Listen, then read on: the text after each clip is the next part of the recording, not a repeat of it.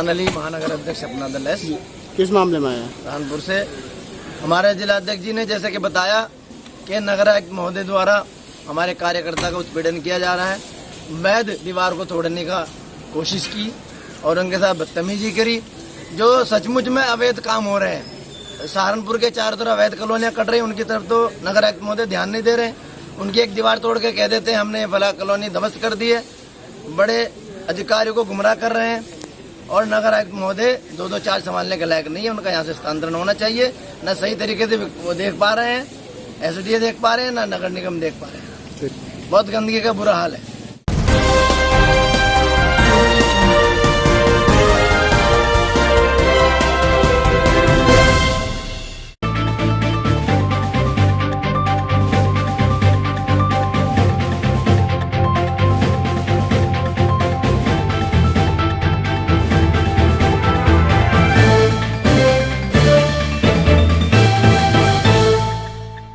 जी sir, मैं राष्ट्र मोमिन अंसार सभा का युवा महानगर अध्यक्ष सादाब अंसारी। सर, हम साप्ताहिक बाज़ार वाले हैं। सर, साप्ताहिक बाज़ार लगे हुए सर तकरीबन 6 महीने हो गए। सर, इन 6 महीनों में सर सबसे बड़ी समस्या रोजी रोटी की हमारे लिए सबसे बड़ी संकट है सर। तो सर इस दरमियान सर कहीं भी हमारा साप्ताहिक बाज़ार नहीं लग रहा। उसको लेकर सर हम एडीएम साहब से मिले थे। एडीएम साहब ने एसपी सिटी को आदेश किए, एसपी सिटी साहब को हमने ज्ञापन दिया। सर, हमारी मांग ये है तो सर ये हमारे साप्ताहिक बाज़ार लगने की अनुमति मिली जाए, ताकि हमारे बेरोज़गार जो हम हैं, हमारी बेरोज़गारी दूर हो। सबसे बड़ी समस्या सर हमारे बीवी बच्चे सर भूखे मर रहे हैं, हमारे लिए काम कारोबार के लिए की है सर। हम जितने सर फड़ी वाले हैं, और सर सबसे बड़ी समस्या हमारे लिए सर ये साप्ताहिक बाज़ार की है।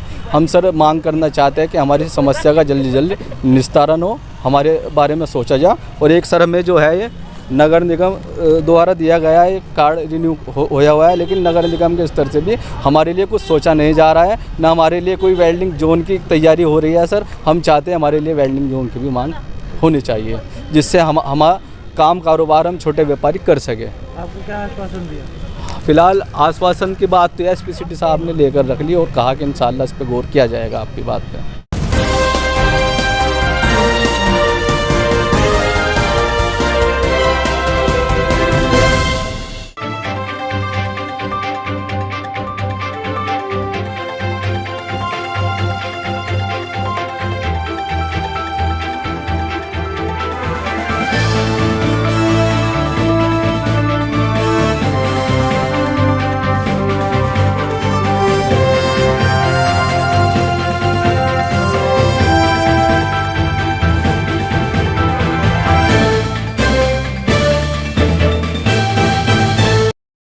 इस नेकी हाउस के उद्घाटन में मैं सभी लोगों से अपील करना चाहूँगा कि जिनके पास भी जो भी सामान है अपना दान करने योग्य, वो कृपया करके इस नेकी हाउस में आकर के रखें, जिससे जो ज़रूरतमंद लोग हैं वो इस सामान को इस्तेमाल कर पाएंगे।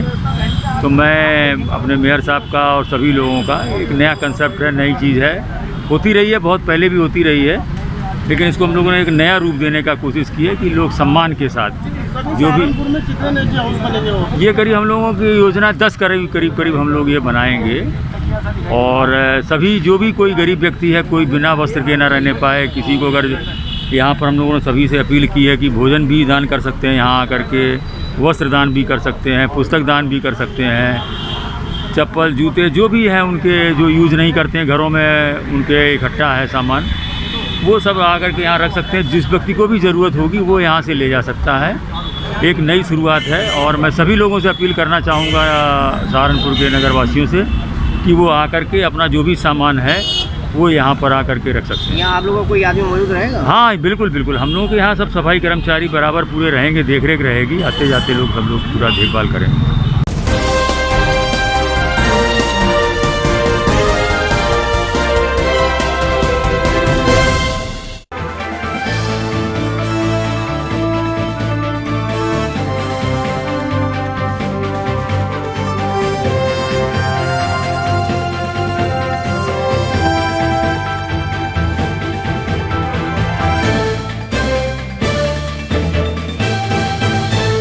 छात्रावास सड़क दूधली देहरादून रोड सहारनपुर से आए हैं और हमारा विषय है राजकीय छात्रावास सड़क दूधली में रहने की अनुमति, क्योंकि हमारे बच्चे काफ़ी दूर से आते हैं और उनको वहाँ से आने में बहुत समस्या हो रही है। और अभी रेलवे NTPC का एग्ज़ाम भी लगा हुआ है और BEd के एग्ज़ाम भी चल रहे हैं, जिससे छात्रों को भारी समस्याओं से गुजरना पड़ रहा है। और हमारे छात्र सभी परेशान हैं क्योंकि सरकारी एग्ज़ाम जितने के वो लगे हुए हैं और घर पर रहकर हमारी तैयारी नहीं हो पा रही है। तो हम DM साहब से अनुमति लेने गए थे कि हमारा छात्रावास में हमें भी रहने की अनुमति मिल जाए, जिससे हमारे आने वाले एग्ज़ाम परीक्षाएं में हम सम्मिलित हो सकें। क्या आश्वासन मिला है आपको? हमें आश्वासन मिला है, हमें SDM साहब ने आश्वासन दिया है कि भी छात्रावास खोलने के आदेश तो नहीं आए हैं, लेकिन हम आपकी एप्लीकेशन समाज कल्याण तक भिजवा देंगे। अगर वहाँ से कोई मैसेज आता है तो आपको हम फ़ोन पे बता देंगे।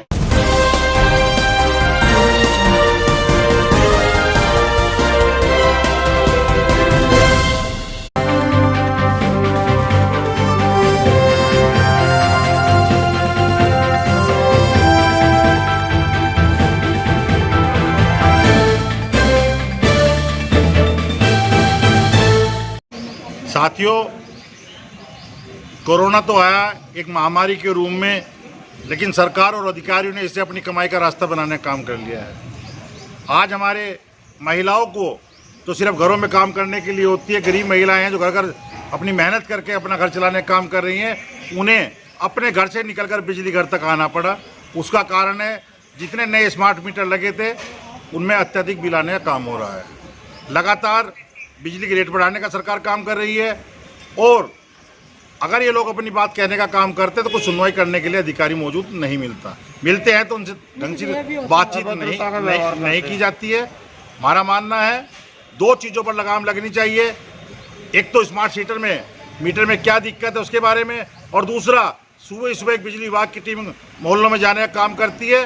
चोरी पकड़ना कहते काम किया है, लेकिन चोर को ये अवगत कराने का काम नहीं करते कि हमने चोरी की है, तो आपने चोरी की है उसका ये प्रमाण है और आप लोग आके से बातचीत करो।